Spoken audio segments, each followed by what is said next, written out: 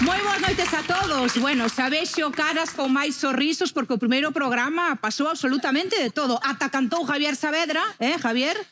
E quedastes impresionada, di a verdad. Eu quedei tan impresionada que dixen como nos sorprenderá hoxe Javier Saavedra no segundo programa. Non sei que terás preparado para hoxe. Tiña preparado unha ranchera, pero celouse Blas, entón vai na cantar el. Vas a cantar ti entón hoxe hai rancheiras, Blas? Sí, pero vai facer os coros, non hai problema, eu deixo cantar. Vas facer os coros? Sí, porque a voz del camiño estropeaba a miña, entonces...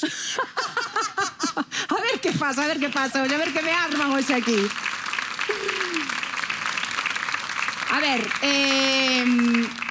no primeiro programa hai que decir que os concursantes pasaron un pouquiño complicado, pasou un pouco de todo. Entón, imos recordar, eles teñen así unha sensación, pois, un pouco agridoce, do que pasou no primeiro programa. Ímolo ver a ver como están os concursantes. La verdad es que estaba súper, hiper, mega, súper nerviosa y al final pues me ganó la emoción. Que acabé de cantar y fue como que me hizo... Con nervios voy a haber que aprender a controlarlos. Puedo tener que ver tutoriales o algo.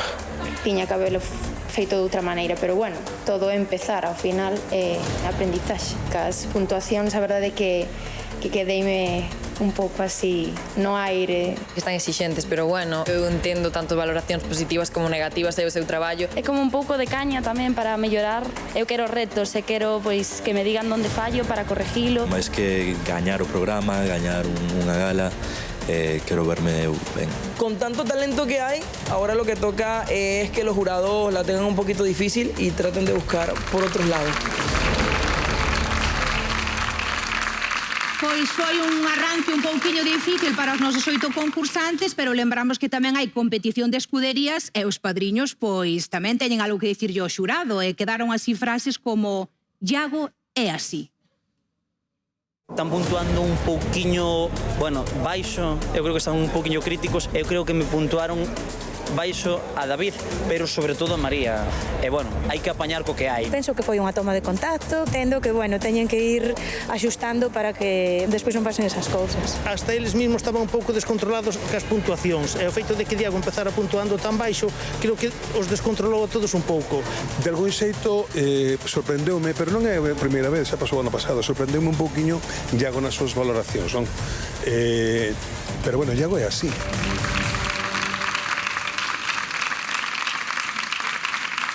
O que vos dixen, pois, o padriño ese era Blas. Blas, teste que explicar que quere dicir iso de Iago é así. Iago é así, todos os anos é así, sempre empeza puntuando a baixa e despois pouco a pouco vendo para arriba. Eu sigo pensando que o outro no programa anterior quizás en algunha das valoracións quedou un pouco corto, pero bueno, Iago é así.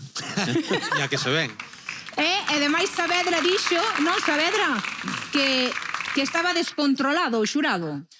O feito de que un puntúe dunha maneira e os outros doutra, pois entonces eso como que ás veces eles están pendientes a ver que di esta e si tamén digo eu, é máis ou menos aproximado. Entón, claro, se Iago dá unha puntuación tirando para baixo, o resto di, ora a miña vai parecer alta, vai parecer baixa, vai parecer polo medio. Vos puntuade como creades que tiñades que puntuar. Sempre foi así. Xa sabedes que a calidad está pastelado, entonces non é por... Iago, por alusións, terás algo que dicir tamén. Están usando o xogo psicolóxico, os padriños, ollo, ollo. É normal que pasen estas cousas, que haxa desencontros, porque, a ver, está en xogo un premiazo da Liga que o concursante ou a concursante que gañe esta 7ª edición da Liga poderá gravar un single propio producido por Iago Pico, así que hai que pelexar. Vaya, se hai que pelexar.